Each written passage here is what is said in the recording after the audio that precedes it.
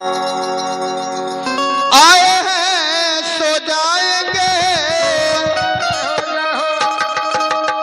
राजा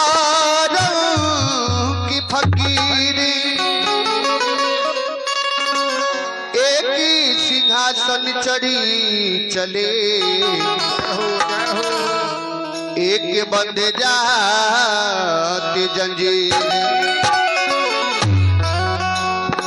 सरकार जे भी यहाँ आयल बा सबके एक ना एक दिन जाए के बा। सरकार जितना भी यहाँ पाप करतनी सबके भुगतान देवे के बा, सबके भुगतान करे के बा। सरकार आयल बानी का करे का करतनी। गोस्वामी तुलसीदास जी लिखनी कि बड़े भाग मानुष तन पावा असुर दुर्लभ सदगंथन गावा। ए मानव के तन पावे खातिर भगवान लोग भी तरसेला, लेकिन हमनी के मानव के तन मिलल में कितना अहंकार कितना घमंड बाटे। सरकार आइल बने से भक्ति भजन करे, दान पुण्य कुछ करे, माई बाप के सेवा करे, लेकिन यह माया के जाल में अझुरा के सब कुछ भुला जाता नहीं। कवि जी बतौनी है भजन में, राइटर पांडे उमेश जी की रचना हो, बड़ा सुंदर लय में लिख ले बने। तमिटी न छाप कोइली पाप के, अरे केतनो साबुन लगईबो, तमिटी न छाप कोइली पाप के, अरे केतनो साबुन लगईबो,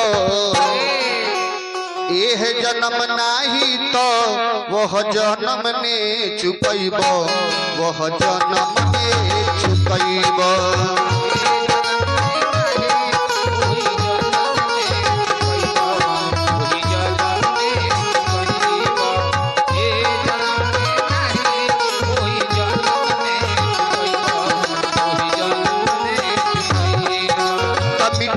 छापी कोइली पाप के केतनो साबुन लगईबो,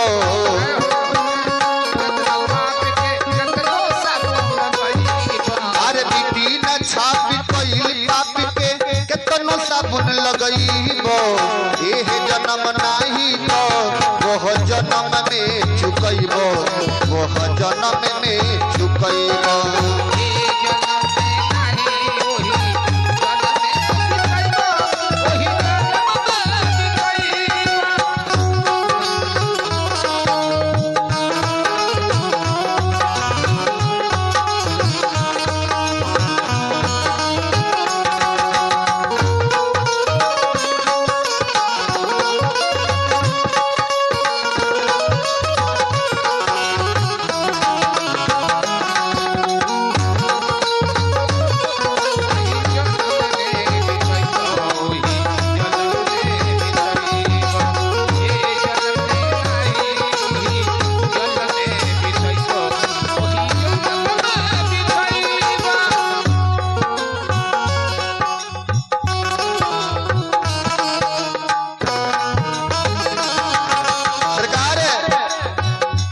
यहाँ जब करबे सब परमात्मा के दरबार में परमात्मा की डायरी में लिखा जाए। अब रउआ सोचे तो कभी घरे बैठल बैठल तनी 12 गो हरल लागले बा, घरे बैठल बैठल सुने के मिलते बा। सरकार वाला के 10 मिनट समय बा, 20 मिनट समय बा, आधा घंटा समय बा, ई नहीं की कहत की 4 घंटा आके ये बैठल रहे। जितने समय बा सरकार हनुमान जी के दरबार में पहुंची और परमात्मा के दरबार में परमात्मा के डायरी में अपना नाम लिखवा ली। कवि जी कहनी तक तनो करब पूजा पाठ अब रे अनुष्ठान के,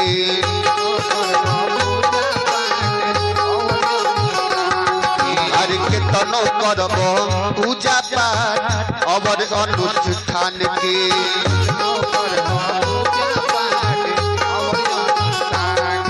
अरे प्रभु के दरबार में पुकार होई नाम के, प्रभु के दरबार में पुकार होई नाम के, तो प्रभु के दरबार में पुकार होई नाम के, प्रभु के दरबार में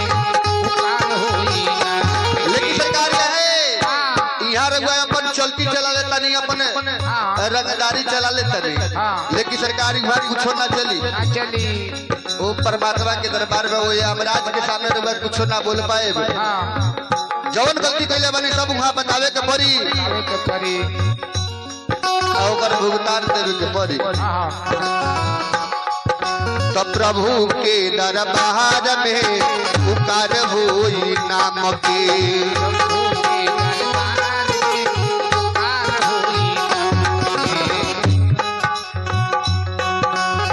हम न चली प्रभु के दरबार में पुकार होई नाम के।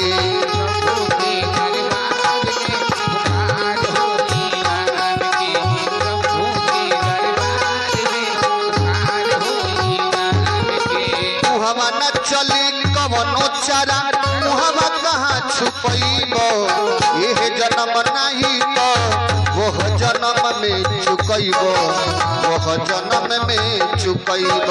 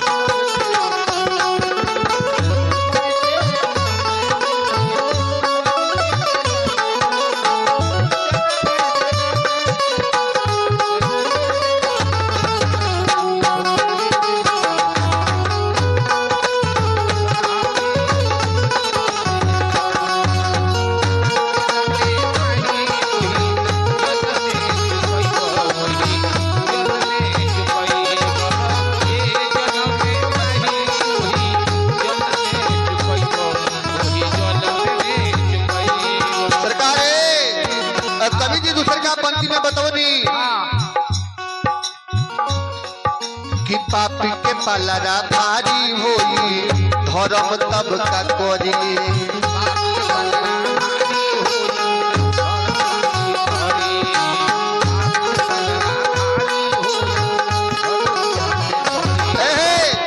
एक कलयुग के उम्र 4,32,000 बटे, जेमे अभी 57,000 बरस बीतल बा।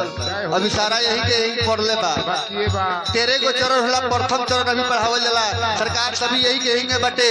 अभी कितना पाप होई, भगवान के यहाँ से भागे के पड़ी, भगवान के लोग मारे के पड़ी, फिर भगवान अवतार ले, फिर जन्म ले, और फिर एक कलयुग के संहार करे।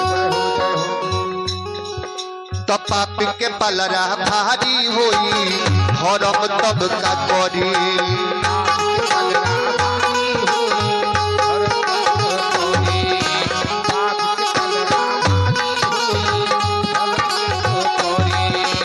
लागी गिनती होके जब कैसे होई बबरी।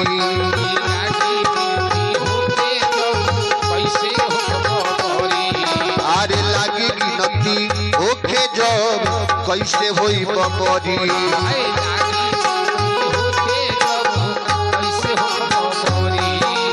फिर जन्म दोबारा लेबो तनु गंगा नहइबो, यह जन्म नाही तो वह जन्म में चुकैब, वह जन्म में चुकैब।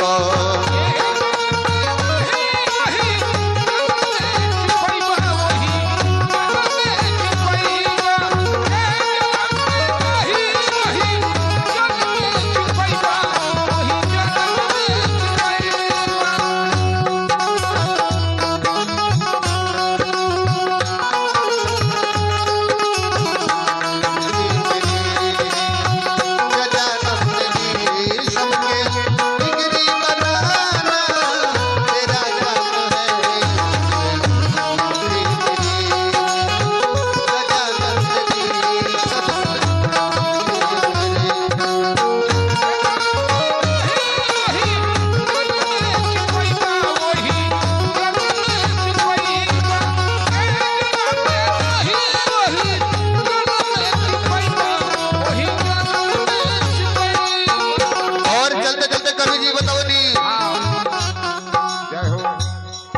अरे पांडेव में से देवे संदेश यही जे गलती सुधार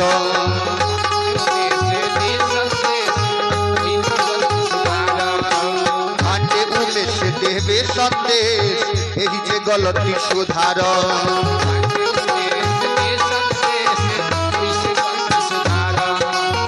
चेतय बहु से दिल में दिया मारो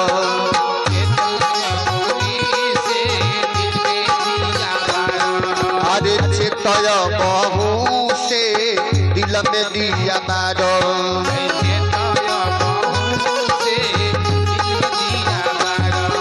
कबिलन होई यमदूत से अरे कुटहीब खनईब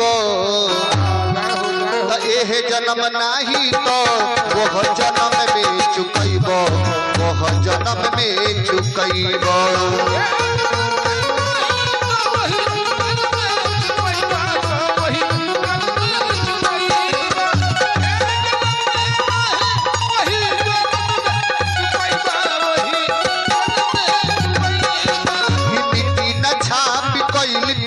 साबुन लगई तो यह जन्म नाही तो वह जन्म में चुकैब वह जन्म में चुकैब